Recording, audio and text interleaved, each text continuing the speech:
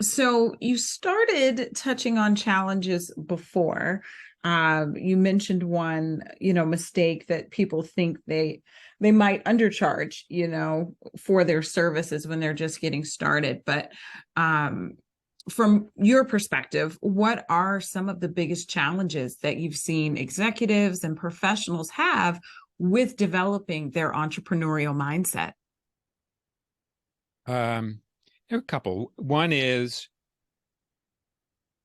when you're an employee, you will often, if you're not right more than 90% of the time, you will often hear about it.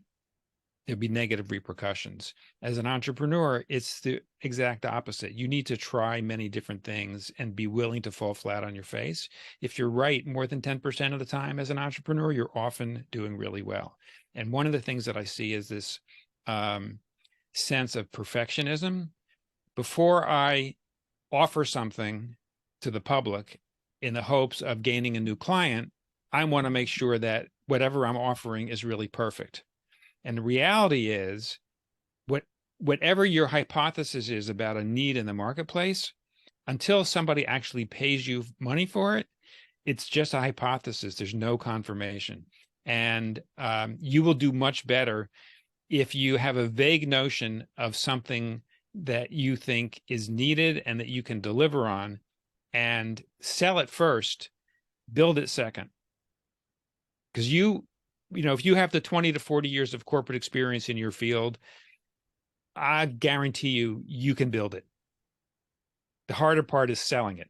So that's one. And the second one that I think where I see people have a lot of challenges is not focusing on profit generating metrics.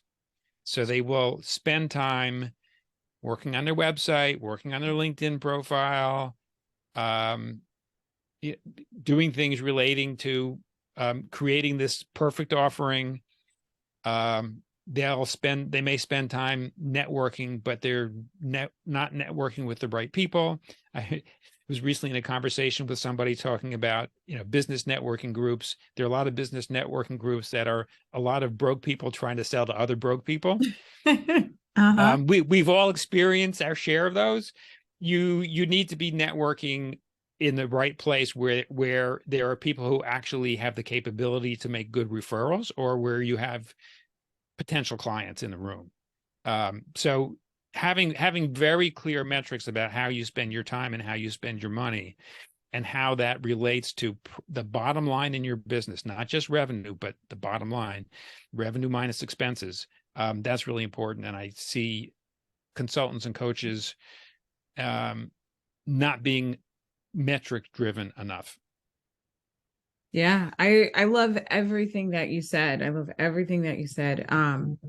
I have kind of a whole area of a course I created where I talk about the employee mindset versus the entrepreneurial mindset. So I'm glad that you touched on that, because I think that is so important for people to really consider when it comes to failure and trying new things.